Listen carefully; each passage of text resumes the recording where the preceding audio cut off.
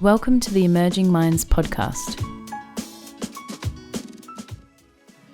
Hello, my name's Chris Dolman, and today we'll be hearing from Angel Yuen, a private therapist and school social worker from Toronto, Canada.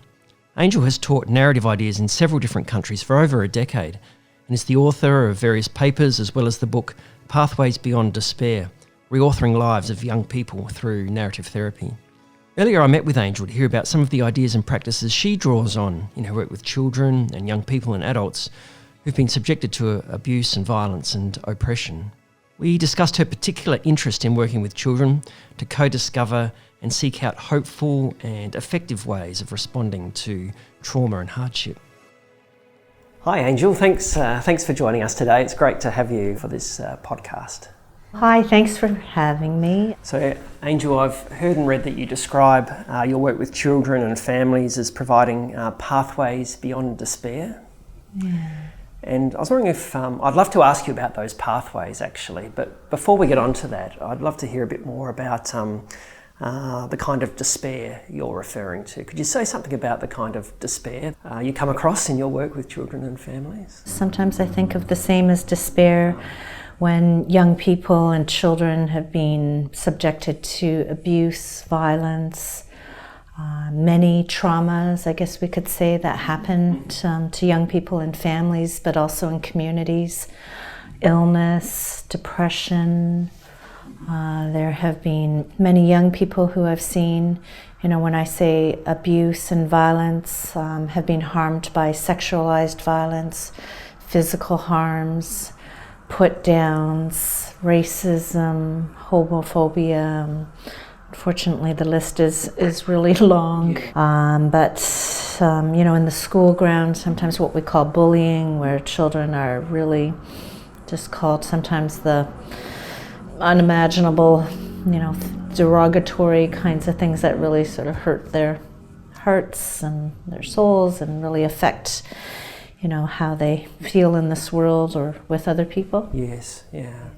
How is the despair and the hopelessness, and how does that show itself in the lives of children? Like, how is it evident in a way, to them and to others? Yeah, well, in my work in schools, sometimes young people might become very quiet, where before they were really maybe more lively. Sometimes we see young people not attending school, or physically they're having, I know a lot of really young children I've seen who would say they have tummy aches. I sometimes try to not always use sometimes the professional language we have, like big words, like for example, anxiety. They may say instead, the tummy worries or the nerves or so things like that. This is how kind of some children speak about this despair in a way, through these describing what's going on in their bodies as well. Yeah. You've mentioned a whole lot of different ways they kind of speak to them. Are there sort of other descriptions you hear from children that are quite common when they're talking about what you're calling despair and hopelessness? Yeah, well, sometimes despair could be statements such as, I don't want to be here anymore. Why does this happen? Why is this happening to me? I feel like I don't belong. Yeah. When you're meeting with a child or young person and they're saying things even like, I don't want to be here. Why is this happening to me? I can't go on. What are your initial intentions at this point as you're beginning to hear about this from children? Yeah. Well, I always want to make sure I really acknowledge that suffering or the effects, because when somebody's really going through such a hard time, it feels really important to richly acknowledge those effects. And at the same time, I'm always thinking that there's always another story. Okay. And that could be about, I'm always believing that young people and children have skills, even though they might not feel it at the time. Right. So I'm always trying to see that if I can help emerge another story, or so when I say that, it could be a story about skills or something that they value. So I always think that friendship is is such a beautiful storyline that we can try to bring out. That could be a value, and sometimes they don't feel there's always someone who cares about them and wants to support them, and so I'm always thinking that we can, I call it doubly listening. That on the one side there's a story of hardship and suffering and not having hope, but that we're always believing there's another story that we can bring out of the shadows.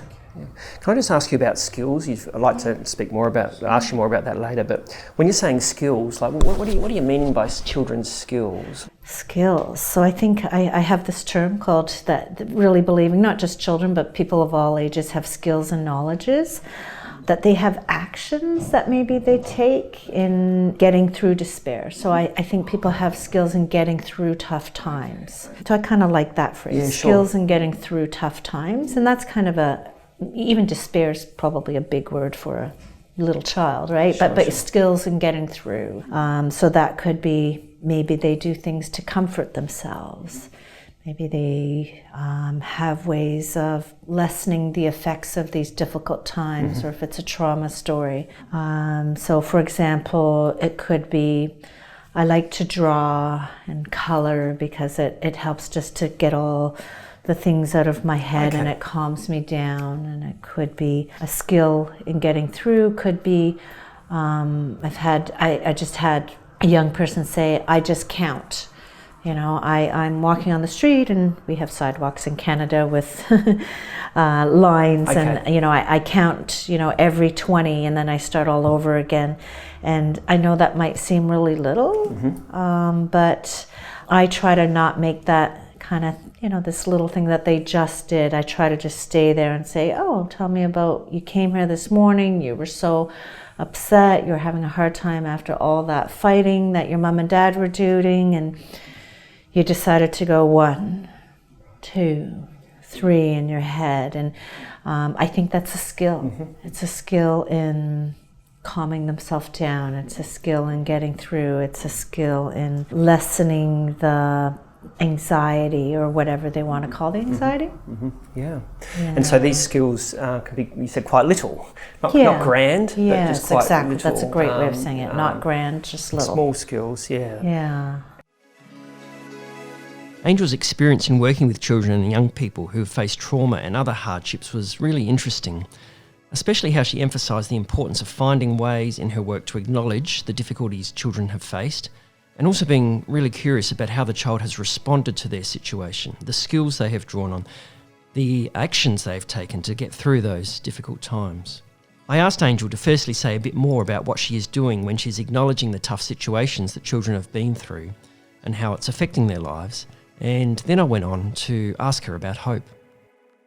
I think about that when children and young people and families come to see me as a child and family therapist, that what is in the counseling room is not separate from what's happening outside of the counseling world. I think it's inextricably linked. So what I mean by that, there are always these broader stories of, in my context in Toronto, I happen to work in inner city schools, or I was, so stories of poverty, socioeconomics, and that there are gender stories, and where my context, where it's a very diverse community, multicultural in Toronto, that there are stories of culture and race and families who are coming from different countries. So even say, for example, someone might come in with what we call symptoms or effects of depression or anxiety, trying not to individualize these problems. What do you mean, not individualised? That there are broader power relations. So I'll give you one phrase that might help to just kind of illustrate it. It comes from Vicki Reynolds, who's an activist in British Columbia, Canada, and she says, it's not depression, it's oppression. Okay. Does that help Sure, to convey? Yeah. And so individualizing depression often can be an internal story attached to someone and their individualized symptoms, and But when it's more, I think, political than that, when people are dealing with oppression, that could be, for example, racism, that could be sexism, it could be homophobia, transphobia. And for families where they're just trying to put food on the table. Yeah, sure. You mentioned in your work how part of it is, you regard part of your work as doing hope in your work with children and families. How do you go about kind of creating a context for hope with families? Well, first, and I'll answer the question, when people are really struggling, I know we have this diagnosis that's called post-traumatic stress disorder. And, diagnoses are something that can be really helpful for people. They feel, oh, this helps me to give more meaning to what's going on for me. But the reason I wanted to name that is sometimes, we don't actually officially have an OTSD, but we have a PTSD. And what I refer to the O is ongoing traumatic stress. It's not an official diagnosis, but some people really are not dealing with the post. They're not dealing with what's after. They are currently and ongoing living with injustice, with suffering, sometimes just really unimaginable circumstances. Yes. And so that idea of hope and holding on to hope, some people are just really clinging. That's just so much of my work. And so I'm always interested in what keeps you going. What sustains you? For some, it's like what helps to keep you living? What helps you to hold on? So back to your question about hope, it is really significant. And you were asking me about this interesting notion of doing hope. Yeah. That phrase doesn't come from me. It comes from Katie Weingarten. Okay. Who's from the US, and if you were to look her up, I remember this phrase that she had about we're doing hope together with people. So I just found that it just really stood out that she turned hope into a verb versus a noun. That we're doing hope together, which is really relational, and people are often in isolation when they are not, or when they're feeling it's hard to hold on to hope. So this notion of that we can do hope together with people, and sometimes we are that person, counselors, family therapists, where, I remember, well, not just one person, but many people saying that if I didn't have this hope with you, I don't know what I would do. So just to know that even if one person can help them to hold on to hope. Angel talked about the stance she takes when working with children and families in relation to hope. Hope as a verb, an action, and as relational rather than as existing in isolation. So I asked her for a small example of a practice she draws on when hopelessness may be quite overwhelming for children and families, so it becomes slightly less overwhelming for them and hope can come more into the picture. And then she continued to talk about the relationship between hope and language. So I have what are called wish questions, and what I mean by that is sometimes it's hard for people to think about how they are doing hope or what is sustaining them, and they will often, I often hear, I don't know, I'm not sure, it's too hard. And a question sometimes I'll ask that I have found does create an opening, and I'll say, I know it might not, right now it's feeling, that's hard to answer. If you wish you could hold on to hope, what would you be wishing for? Right. Because usually people can wish because it doesn't mean it necessarily has to happen, but you can hope for a wish. Does that make sense? Sure. And so then people begin to speak to a wish that they need to imagine something. Is that what you're sort of inviting them into? Yeah. And though if you could imagine that things were better, what would be happening? Right. And I have had people respond, well, I just wish I could wake up in the morning and not have this pain, wake up to the pain and it could just be okay. Or I, sometimes I imagine a world beyond and I can just escape, or I do fantasize. Could you say something a bit more about, for you, the importance of paying attention to the language people use to describe their experience? Yeah, I think language has such power, and language can be maybe generative and uplifting and hopeful, and sometimes it can be really inadvertently diminishing for people and disempowering, and I mean that maybe by professionals in the helping world, usually obviously want to be helpful, but sometimes language use can be really unhelpful. So for example, with diagnoses, sometimes I've seen when somebody receives a diagnosis, they feel that it's being really helpful, and for some people I've seen it really crushing for people, and something in between. And so I'm really informed a lot by the practices and ideas of narrative therapy. Okay. And just doing whatever I can to be non-pathologizing. Right. And so for me, I say I'm not anti-diagnosis at all. I work with diagnoses all the time, but I would say I'm anti-unhelpful diagnosis. Okay. And so with that, I try to ask the meaning of what the language of, say, what would be a common diagnosis for children and families that you hear? Maybe I'll work with that. It could be like ADHD, for example. Okay. So I may say to that child or that family, when you heard that diagnosis, ADHD, did you find that helpful or not helpful or somewhere in between? Yeah. Do you find that fits or doesn't fit at all or somewhere in between? And that's been so interesting for me to ask that question, because I've really had responses here and I've had them here, or I've had a child answer here and I've had a parent answer here, and so you could have yes. And so I don't want to impose my own meaning, because really it's not me living with what that diagnosis means. So I really want to just see what the relationship is with that diagnosis for families and children, and help them to give meaning to it, and also hear what it means to each other, because sometimes you could have a mother and father have different meaning to it, and medication. So again, I don't impose or say this is what you should do. I just want to really help them figure out together, and if it feels like a bit contrasting or conflictual, help with that. Yeah, you said that sometimes those kind of descriptions can be quite, I think you said crushing or limiting at times of people. If they're evaluating that description, the diagnostic description, as unhelpful, what do you do with that? How do you kind of respond to that, or what else is possible? If it's not, or if it's more on the crushing side, or someone saying, I don't believe, I actually just had somebody say, I don't agree with that. Right. Just outright. And I said, well, if you had a naming for what's going on for you, what would you name it? Right, okay, yeah. Even children? Yeah, yeah.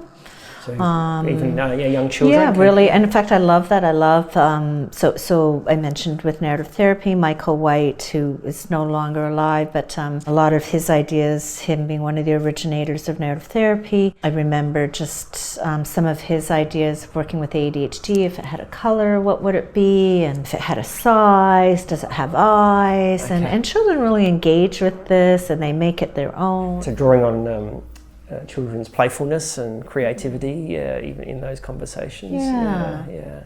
And how do you reckon children, from your experience those inquiries, those conversations, when you're asking them about that? I think they find it really engaging, and they laugh, and they really get into it. And I think that you use the word curiosity. Like, I think, because I always think of being in a stance of curiosity, I really, that children have know-how, and I really want to learn from you. And as you can imagine with children, that there's such power relations with adults and children, and then particularly professionals with children. So for a children to really feel that I really am wanting to learn and be curious from you, and so I think not only do they feel engaged and good and it's playful, that they might feel a bit clever, proud, that they can teach me their knowledge. Yes. Yeah.